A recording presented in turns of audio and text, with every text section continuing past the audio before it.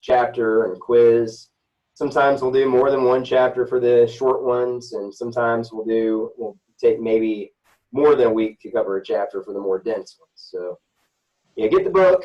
In terms of materials, really all you guys need to have is, well, definitely a computer, because we do have some online assignments and internet connection. Doesn't necessarily mean you have to have it at home. It could be through the library. And we are recording all these lectures, so you can go back and view them. For us at Virginia Highlands Community College over here, we're weird, so we're starting classes actually this Friday, which is bizarre because we don't actually have very many people that teach classes on Friday. But that just kind of puts us off a little bit. So next week we might have a change of scenery, just to let you guys know ahead of time. Something to take notes with, whatever you like. Other than that, all of our assignments will be kind of turned in through the computer. So writing materials, about it. So I wanted to start off this morning with a couple of quotes here. One from the author Wendell Berry. And old Wendell said that eating is an agricultural act, right? And so, of course, we all eat. So every person on this planet, whether we like it or not, is involved in agriculture. So I wanted to just kind of open up with that and to welcome you guys, because it's extremely important that people are involved in agriculture. And in the Commonwealth of Virginia, it is still the #1 industry, by far the largest industry in Virginia. And it's the cornerstone of the economy, really. Another quote from Wendell Berry here. He said that we have neglected the truth that a good farmer is a craftsman of the highest order, a kind of artist. And it's kind of sad to think about, right? And I think this is changing, though.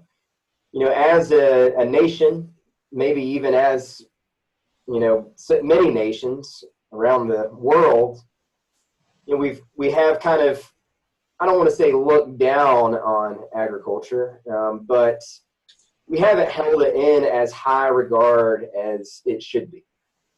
So we're here to try to change that.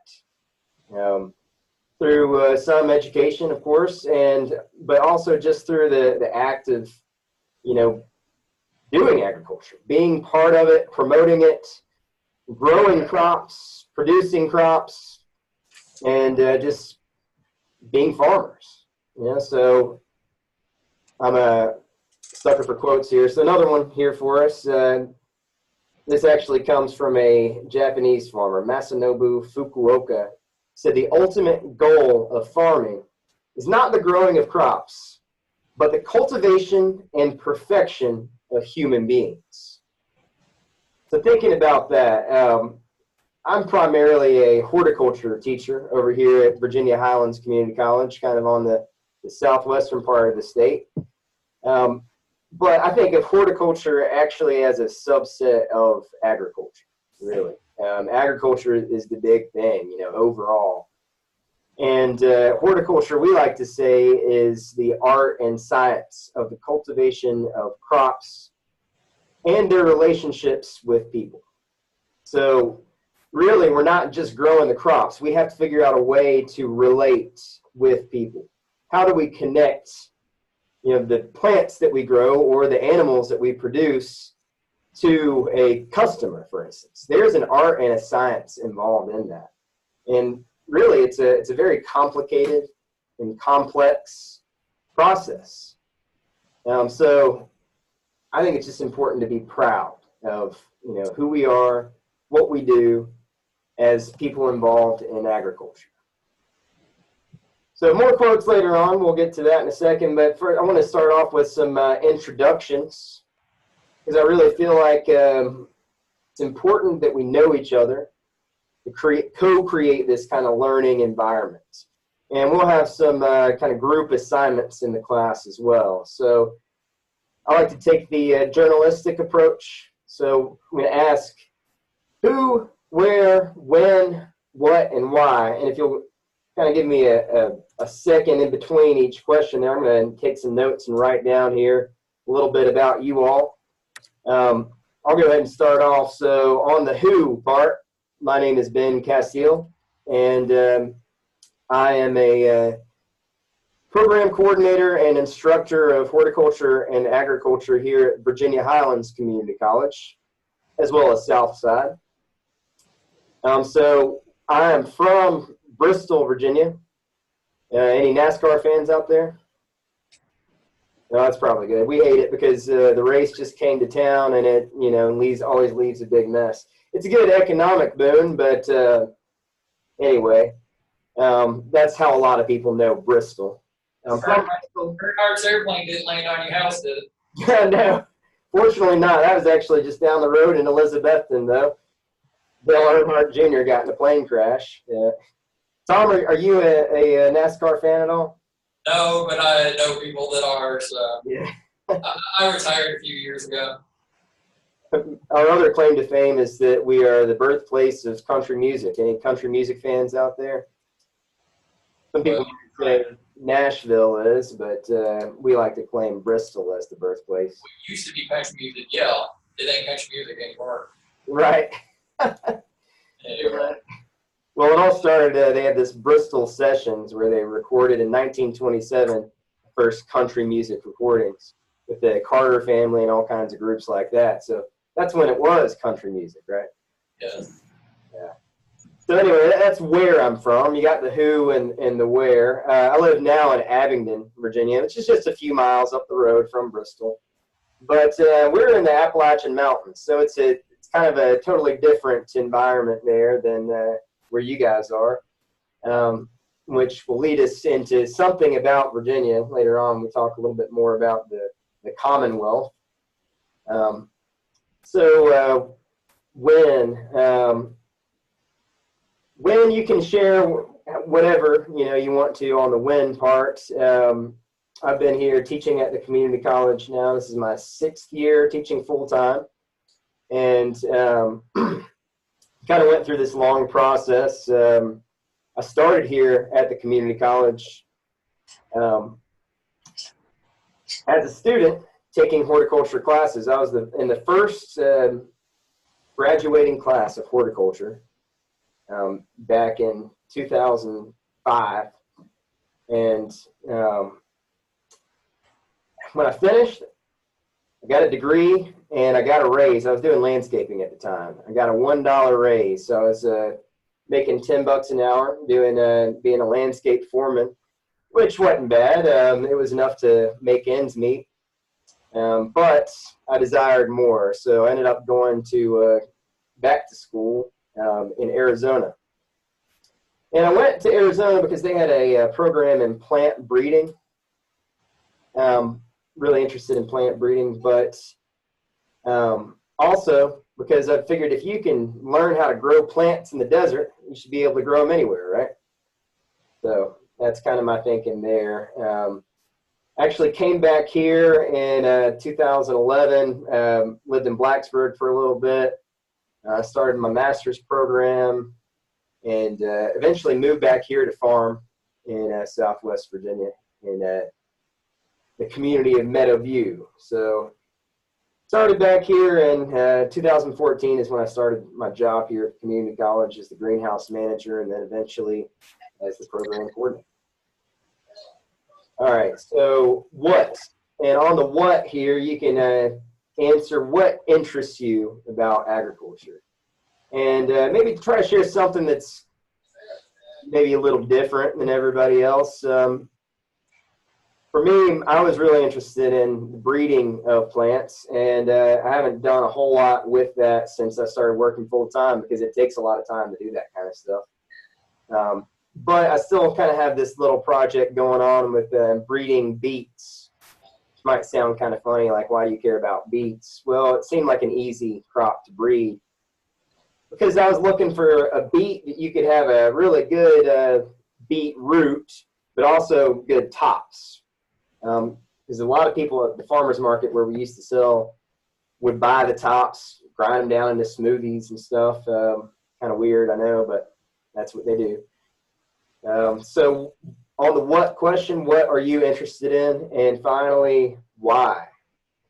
And for me, that why is because I love growing plants. I just had this interest in it and this desire to be working outside rather than inside. So I find that here now I'm working half inside, half outside. So anyway, who, where, when, what, and why. And I'm going to pass that on to you guys. So whoever wants to go first there in Keysville. So I'm Taylor Prince. This is my first year at Southside in Keysville. I am from Appomattox County.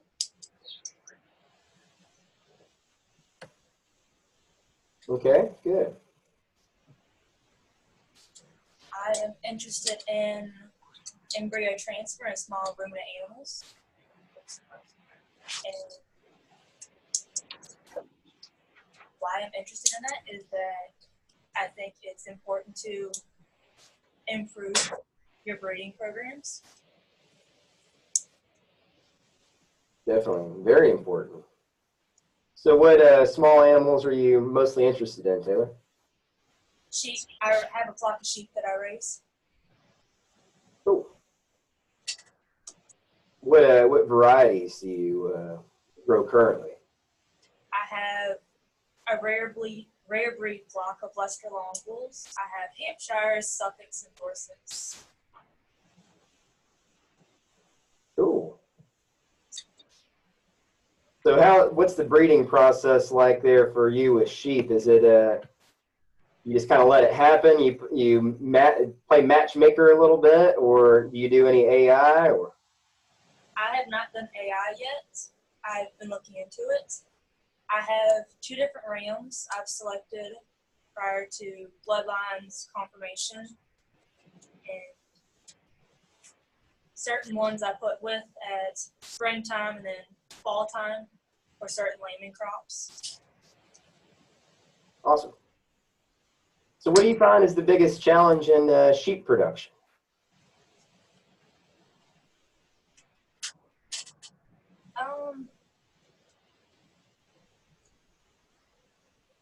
Trying to keep them at a certain weight, because sometimes it's a hard time to keep weight on them, and then worms can be a big problem. Oh yeah. Yeah, that's always a problem. Pests in any crop, right? Whether it's animal or plant. So, well, welcome to the class, Taylor. We're happy to have you here, and hope that this is valuable to you, other than just you have to take this class. But I think one of the things, and one of the reasons why I want to do these introductions here at the very beginning, is I'll kind of try to customize the class a little bit more to your all's interests. So if we have a lot of people more interested in animal production, then we might concentrate a little bit more on forages rather than row crops or other types of crop production. So anything like that interests you all, just be sure to mention that so we can really focus on those particular areas in the syllabus. All right, well, let's go over there to Alberta. You guys are in Alberta, right? Yes. My name's Tyler Russell. I live in Blackstone, and I've lived there my whole life. Hang a little bit louder so the camera will switch. Hello, camera. I work at the Virginia Tech Research Station at Fort Pickett, where we grow and test diseases for tobacco and strawberries mostly. I don't direct any of the experiments. I just do what they tell me, topping off flowers and watering them and stuff like that. So on the when part, Tyler, so when did you come here? Are you new at Southside? This is my 3rd year, and hopefully I will graduate after this year and transfer to Longwood or Virginia Tech, hopefully. Nice. So what are you most interested in agriculture or in plant science, whatever? I really like the growing fruits and vegetables and stuff. Mm-hmm. Just cultivating and taking care of them. I couldn't exactly tell you why, but it just interests me more. Any particular fruit or vegetable crop you're interested in? Carrots and onions. Carrots and onions, very good. I like growing both carrots and onions. You can grow a lot in a small area. And onions tend to have less pests. Cool. Welcome, Tyler, from Blackston, to Plant Science and Technology.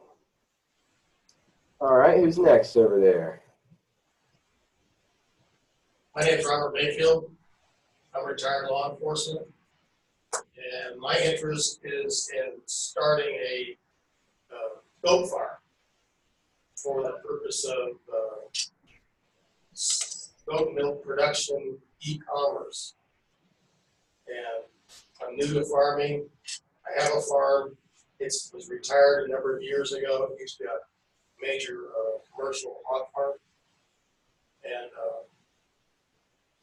decided to bring it back to life rather than just raising hay and leasing out for cattle. Mm-hmm. So actually, I'm in this class to learn about foraging.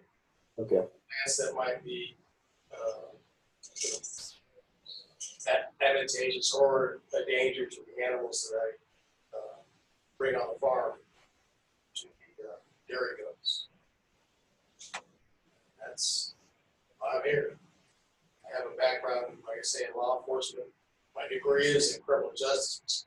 Really wouldn't do any good in the farm industry, but so I kind of like started back to college. Yeah. It's a whole new concept for me. It's online last semester, Liberty. It was just unbearable. I did well, but it's just like, it just wasn't my thing. E-books and staring at the screen, and all my classmates were out there in cyberspace someplace. So it's back being a traditional setting somewhat, so this should be an enjoyment for me. Hopefully I learn more about what I need to know. Well, I'm thinking law enforcement might help you when it's time to catch the goats, trim the Well, that's true. kind of I might thing. have Definitely. a lot smarter. Well, welcome to the class, Robert. You're not from Mayfield related to the dairy, are you? Unfortunately, no, I don't have any stock in it. Yeah. That would be nice.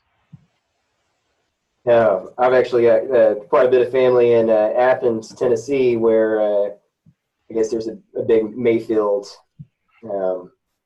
plant there, and I don't know if it's their headquarters, but it's interesting to see what all they're doing over there with their dairy production. Well, welcome, Robert. I hope that we can, provide a lot of those insights, and this will be a very useful class for you in the goat farming business. On the e-commerce front, I'm interested there. I don't know a whole lot about e-commerce, but I'd like to learn more about it, and hopefully I can learn with you guys on the e-commerce. I know it's a whole new area that we're kind of breaking into in agriculture, and I think that's another interesting thing in the ag world. We have to innovate or die, right? That's something that, it doesn't necessarily mean that you have to embrace the brand new technology, but why not figure out a way to make more, Very good. All right, and our New Zealander there, our Kiwi in the class. Yes, good morning. I moved down to Southside Virginia about 10 years ago, and mainly because my daughter was at Fort Lee, but unfortunately she's left the area. Anyway, unfortunately, I bought a money pit, in other words, a small farm, which was initially beneficial from the tax write-off point of view, but you can only depreciate so much. I'm in beef production, and shall we say it's a loss leader. However, I do have a finishing operation in New Zealand, which is profitable, and it's much more interesting than around here. And the prices realized on sale are much superior to around this area. What I'm thinking of doing instead of producing is just switching to buying in March, selling in September and October, but that's pretty risky. But the overall thing is it keeps me busy, and when you get older, you got to keep busy. Otherwise, you're going to be growing daisies. Right.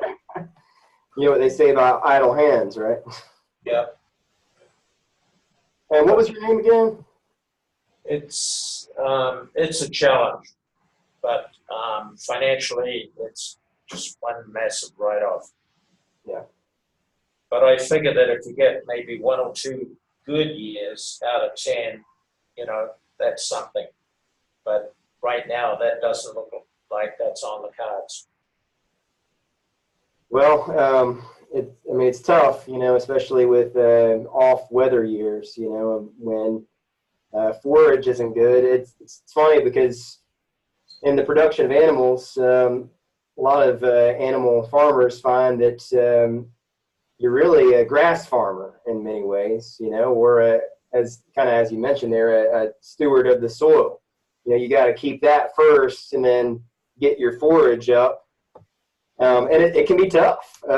So diversified forages, I think, are extremely important. And I must have missed your name. What was your name? Jeffrey with a G. Yeah, okay. The last name is Foston, Foston. I should add that I'm experimenting with irrigation. I've got a 3 million gallon pond. Oh, wow. Sort of pumping out, but you can't run a gasoline engine at 90 degrees. That's the problem. Yeah, that's fascinating. So, but you know, if you want write-offs, tax write-offs, get into it. But you got to have income, and as you get older, your income level stagnates and gets on a declining curve. so what brought you to Southside in the first place? Well, I think I explained that my daughter was transferred to Fort Lee, and then she moved to Springfield, which up the line, which was only a 3-hour joint. But now she lives out in Iowa, which is real farming territory, but it's too cold there in the winter. I'm not moving. Quit following her around, huh? Yeah. Well, right now she's in Kuwait. Yeah, don't go there. Definitely don't want to follow her there. Very good. Well, welcome, Jeffrey. But it is a challenge, and the reason I've come back to this class is you know, Tom as an instructor, he's probably the best instructor I've ever experienced in my education. And I'm paying him for that here in a little while. Very good. Well, speaking of Tom, you probably already introduced yourself, but would you mind doing that again? Oh, well, I kind of did for the people remotely, but hi, everybody. I'm Tom Scales. I've been teaching here at Southside since 2004.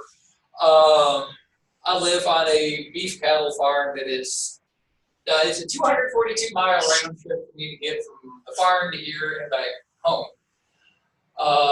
But unfortunately, they can't move the college closer to the farm, and they won't move the farm closer to college, so I'm just sort of, it is what it is. But but I love my job here, and that's why, you know, I've been doing it for 15 years. And either way, my commuting time is more than half over because I'll retire before another 15 years, or they'll fire me for incompetence. Either way, I'm only Never. halfway done driving, so so I hold on to that. We've got beef cattle, but there's a possibility that those beef cattle are going to be replaced by a crop called solar panels. There's a solar outfit that's thinking they're looking at our farm and neighboring farm too. Well, the neighboring lot of land into just timber at the moment. So my father was like, if this works out, it'll be the first time the farm's been profitable in probably my lifetime. That's depressing, but there it is. Married, 3 kids, 3 grandkids. I know I don't look that old. I'm not. My daughter has a horse. We had a couple of goats, so but they were meat goats. And, but we brought them in. They were older ones. Brought them in to clean up some bamboo, and they ate everything but the bamboo. So we actually finally got rid of them this summer. It was just more mouths to feed for absolutely no reason. My wife has a daughter, which there is a picture of. Dude, yes, my wife has a daughter. Sure. My daughter has a horse. There's a picture out there on the internet. There's a picture of a horse that says bankruptcy starter kit. And I just found out Friday morning I'm going to be teaching the animal science class, the 141. I found that out Friday morning, and I'm already planning on getting that bankruptcy starter kit picture inserted into the first chapter of slides. Because you take anything, add the word horse to it, triple the price. Just anything. But anyway, I digress. But our family farm, it's been in the family. The farm actually had its 250th anniversary last August. We actually went in. Well, we have the bicentennial farm sign, and occasionally y'all will see one of them if you drive around. We have that sign, but it's actually sitting in my garage because somebody knocked it down when they went through the fence with their truck. Oh, gosh. And it's kind of fixing up other things that are on the list of getting that sign back up on the side of the road. But I've got an undergraduate in animal science from Virginia Tech. I've got a master's in economics from UNCG. I got half of an MBA, then I got bored and quit because the first time in my life I was getting good grades. And I didn't know how to handle it. I have a graduate certificate in American history, and that's pretty much it. And I'm going to be, for this class, I'm sort of switch gears slightly. For this class, I've got 2 jobs. Number one, I'm going to be facilitating youth Southside students as far as I'm going to be getting the copies and tests, handouts and stuff sent to wherever they need to be sent, tests, that kind of stuff. And I will also be coordinating the lab trips that we will be taking. The first lab is going to be, it's going to be 3 weeks. It's not going to start till the Friday after Labor Day weekend. So it's like the 9th. And it's more or less going to be every other week we're going to do these lab activities. But we don't have a schedule anywhere near finalized or anything like that, but we're going to start then. And so I'll be coordinating those. I'll be going along with y'all on those. We've done some really interesting things, and every year we kind of try to mix them up and that kind of stuff. And we got a dairy on the list. We haven't been to a dairy in a couple of years. We're going to go to one this year. We'll mix them up. Some of them are going to be plant related. Some of them are going to be animal related. A lot of times we do 2 stops in one day. So you may do an animal activity and a plant activity at the same time. But I don't know if y'all noticed, most of y'all were animal people. But as he said, a lot of being a beef cattle farm or something like that, you're a grass farmer too. So, the crops and the animals are joined at the hip, and we spend a lot of times as animal farmers, I think about the animals, I don't think about the crops, the grass, the forages, whatever else that I need to feed, and we need to be conscious of that. So even if you're like, well, I'm an animal person, I don't care about the plants, well, there's some value in plant stuff too that we do. The other thing I do is I record all of the classes, and I'll be posting those links. Those links will I can't quite do it on this computer here. That'll be live sometime this afternoon in Canvas. That's pretty much what I'm going to be doing for the animal science, plant science class. Because as I sort of suggested, I don't know a whole lot about plants, except how to kill them, except for the ones that I want to kill. So let me rephrase it that way. But this is our second year working with Ben here in this class. We've had a partnership. This ag program is a partnership. It started out a partnership with Southside, with Patrick Henry Community College, and with Southwest Virginia Community College. And Patrick Henry, their program folded. Southwest is still with us. Virginia Highlands, they're joining the party this time. Though Ben taught for us last year, they're actually, when the enrollment thing gets squared away, they're actually going to be bringing students to the table too. And were y'all working with another college too? Mountain Empire, wasn't it? Hey. Hoping to. They've kind of been in transition too. So I will say that on the Southwest front, we're also going to be doing labs as well. So last year, we didn't have, they obviously from Southwest, which is just, 30, 45 minutes down the road from here, they weren't able to come to Southside for labs. So we were going to try to coordinate labs together here for both Southwest and Mountain Empire. We didn't get Mountain Empire on board this year, but hopefully next go round. So anyway. One other thing before I forget, the online students, we will have online alternative lab things if you can't come with us, but I highly encourage you to come with us if you can't. And knock off on those Fridays or whatever working schedule, because it's only going to be like 8 of them. But there are alternative online things that you can do for those labs. More details will show up in a week, but in Canvas, we don't want to overload y'all right now. But I just wanted to get that out there. So, okay, I'll shut up. You go. And you Southwest people, if you're listening, we'll get in touch with you guys over there, and we will try to meet in a central location so you guys can join for our field trips, provided that we have students enrolled in our class here too. So nonetheless, you guys ever have any questions, feel free to just ask them.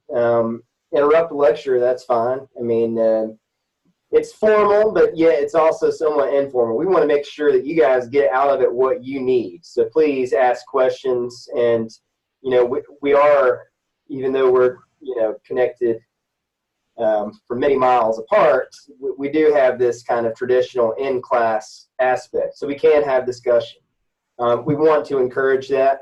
That's why we have these cameras and this ability to move from place to place. All right, well, are you guys ready for a little bit of a quiz? I have a question. Are you going to cover the development of the hemp industry? We can talk about that if that's of interest to people. We're going to have one kind of class project, and I think last year we had a student that got into hemp production for that project, but you can select any plant crop for that. Do you guys have any hemp farms there near Southside? Where I work, we grow a little bit of it. Some experimentation with it. We actually taught a class this summer, a greenhouse management class, because that's one of my specialties is greenhouse production, to some hemp growers. They're on the Tennessee side. We're right on the border of Tennessee, by the way. But it's a very large local corporation, which shall remain nameless, at least until they decide to recognize themselves. But they bought the plants, the baby plants, the seedlings or cuttings this year, and it was $3.85 for a 1-inch plug, which is a teeny tiny little plant. A lot of money for a little plant. And so for next year, they're like, we're going to build a greenhouse and grow our own plants. And so I was teaching that class to help them with greenhouse production ahead of time and designing their greenhouse and everything. So It's interesting. I was in Blacksburg the other day, and right outside of Blacksburg, there's a huge hemp farm there, and yeah, I mean it's just another crop. You know, I feel like one of the things with agriculture, it's the more diverse your production is, the more likely it is to succeed. So, you know, if you want to branch out and grow a little hint, then I mean it's possible to do that in Virginia now. Go ahead. Go to, I guess shall we say, the tobacco farmers in the Dundas area are hoping it'll take up the slack from the reduced demand for tobacco. Oh yeah. And they've got the dryers already in place, so, yeah. It's fascinating because if you look, you know, at Virginia, the Commonwealth, you know, what was the #1 cash crop here 25 years ago? Yeah. It was tobacco, definitely. Anybody know what the #1 cash crop in Virginia is now? Isn't it trees? You know, I'm not sure if they include forestry crops in that survey or not. But that's a good question. What they put down as #1 is boilers. I'm sorry, broilers, chickens is the #1 in terms of cash receipts, the #1 crop in Virginia. Kind of bizarre, huh? And Wow. #2 is? Chickens. Chickens. Yeah, who would have thought, right? And I'm sure that's probably attributed to just a few really large chicken farms is probably where that's coming from. But anybody know what #2 is? Gotta be corn. Soybean. This is in terms of cash receipts. So #2 is actually calf cattle. Oh, really? Yeah. I think cash crop, I think plants, I'm not thinking animals, that's just, even though you told me the broilers, I'm still thinking plants. Yeah.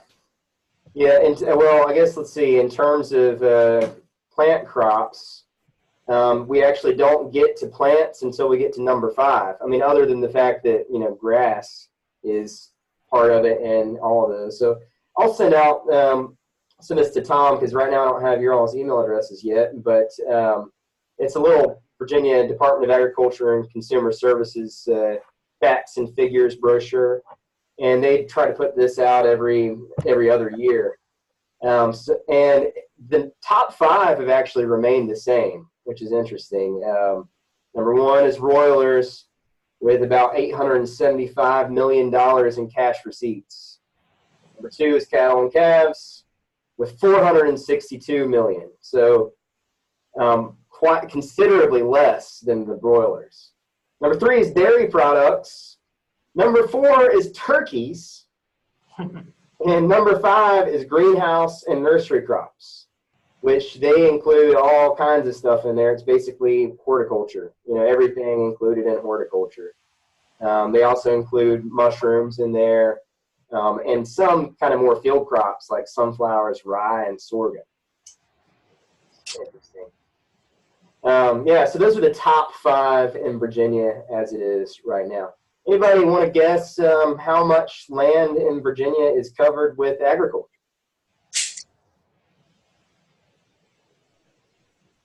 Half.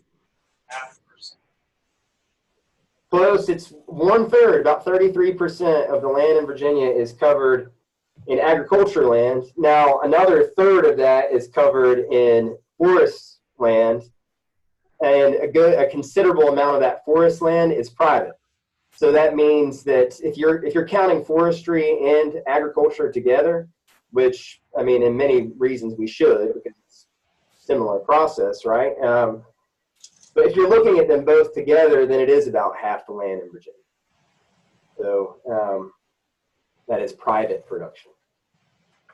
All right. Well, let's get on over here to our next little quiz here. I got back to the quotes here. So I'm going to give you guys some quotes, and these were all said by U.S. presidents, and it goes, you know, throughout the era. There aren't many recent presidents on here. I should probably get some more recent quotes. That could be fun. But I'm going to tell you the quote, and then if you guys want to guess who the president was that said this. Are you trying to do screen sharing, or are you not? No, just Okay, just make sure.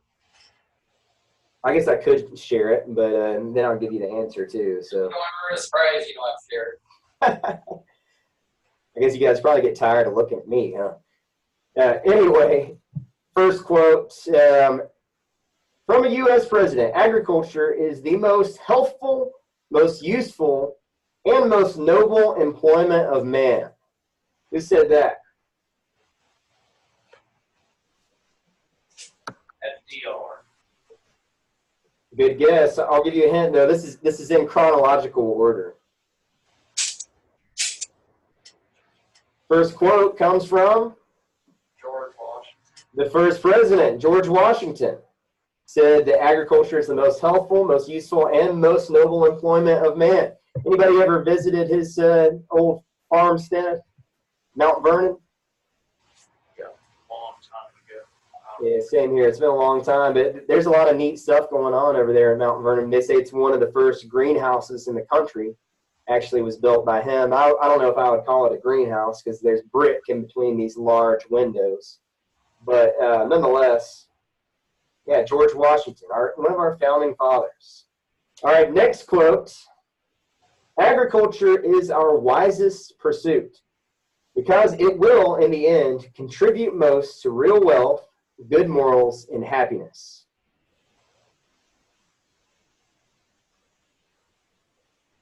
Still on the chronological thing. Second quote comes from April 45. Thomas Jefferson. From our second president. Thomas Jefferson said that agriculture is our wisest pursuit because it will, in the end, contribute most to the real wealth, good morals, and happiness of our people.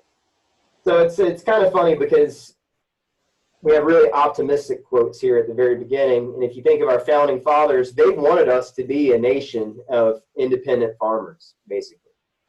Although agriculture is still kind of the cornerstone of our economy in many ways, it has definitely changed, right? So this is coming from Agriculture Facts Around the World. Around the country. Today, the average American farm, anybody want to guess how many acres it is? 500. Almost right on it there, Mr. Mayfield. 435 acres is the average American farm.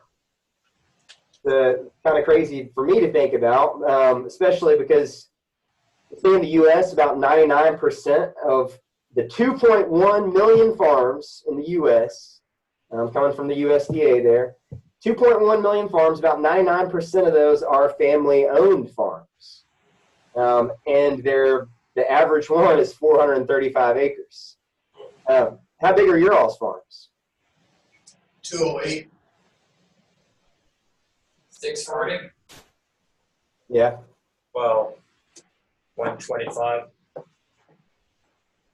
So you have some chunks of land, but they're all below that average, which means that basically there's a lot out there that are way above that average, especially, in the Midwest where we have, multiple thousands of acres on one farm. All right. Here's a kind of a disturbing figure here. Farm and ranch families are just 2% of the population today. So we're going from the founding fathers who say, everyone should be a farmer, to today we only have 2% of our citizens being farmers, per se. On average, one farm in the U.S. can feed 165 people around the world. That's pretty amazing right there. And that's up, they say, 6 times from the 60s, basically. Let's go back to our quotes here. Quote quiz. Big hint there.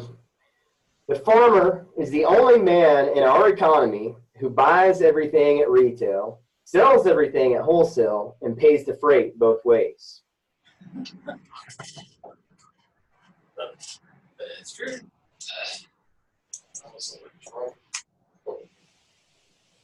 Who was that? No, I was kidding. Yeah. I said, like Trump. Oh, Trump, yeah. Yeah. It kind of sounds like a Trump quote, but this actually comes from the 60s.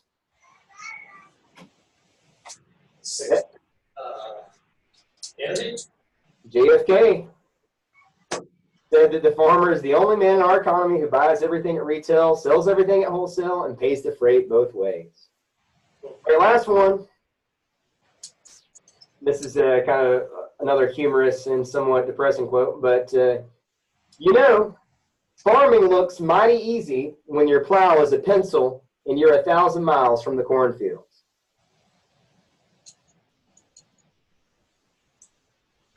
Quite a few of our presidents actually had backgrounds in agriculture, right? So, any guesses there?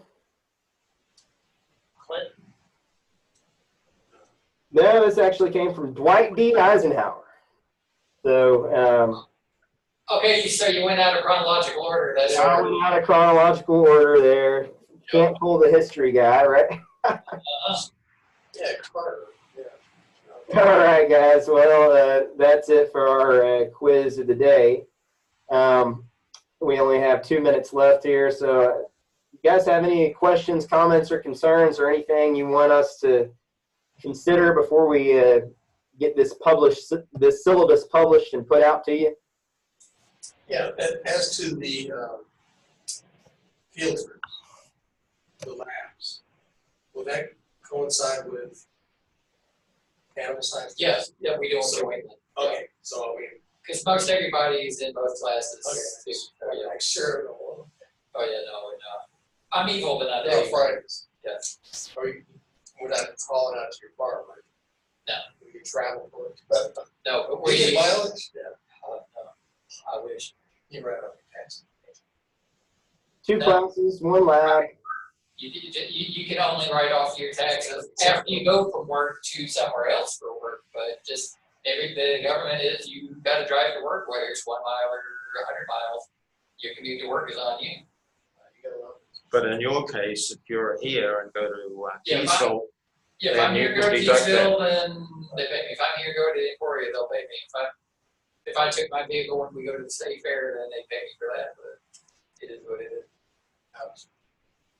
So we've got, we'll have a bunch of stuff posted on Canvas, so be sure to follow along with your email and follow along on the Canvas site, which I know there's nothing up there right now. We're trying to get our Canvases merged, so hopefully that will happen today. Either way, we'll have a copy of the syllabus for you on Wednesday, and we'll go over that. Yours is already on. Yes. Yeah. Yeah. The way this is, where I'm teaching this class, my Canvas person can merge all the people together. Where Ben's teaching that class, his Canvas person has to do all the merging. And if his Canvas person, by the time I found that out Friday, his Canvas person was gone home for the weekend. So, oh well. So, but hopefully it should come up this afternoon if Ken gets to it today. It only takes a couple. I watched our person do it. It's just like 4 clicks of the mouse. So, and then it'll take it a little while to go through. So hopefully Canvas will be live for everybody this afternoon. That would be the I'll see Ken today and just check with But him. if not, we can email y'all the syllabus, that kind of thing. He'll email it to me. I'll have Freddie copies Wednesday, and that kind of thing. How about exams? Here or what? Yeah, the exams for the seated people will be in class, and I'll be proctoring them. It'll be on paper. And like I'll be in one location, I'll be watching on the computer screen in the other location. And we'll have somebody pick up the test, drop them off, that kind of stuff. The online people would be taking them. So you don't. The online people would be doing it in our testing center on a computer, which if a seated person, you can't make it to a test date, then on paper, then you go to the tutoring center and take it on a computer. All the quizzes will be on Canvas. I guess we could do a paper version too Oh, yeah, he's got some little quizzes too. Just the test will do paper. Quizzes. Yeah, I got Yeah, well, the quizzes usually don't take very long, right? Yeah, and translating them to Canvas. I mean, if you would like to print them out and give them to them in person, that's fine too. It's probably easier if we just do it on Canvas. That way, all the scores are just kept there and nobody has to. We only have an hour for this class, and so we use up all that class time for taking quizzes kind of thing too. So if you do it on a computer, that would be great. Alrighty. Well, don't hesitate to contact us. I'll get the syllabus sent over to Tom today, so you guys will have it on Wednesday. Yeah, anything else? All right, bye everybody. I'll be dialing back into Keysville here in a few minutes, so tell you we have a couple minutes. Bye everybody. See you. Y'all have a great day.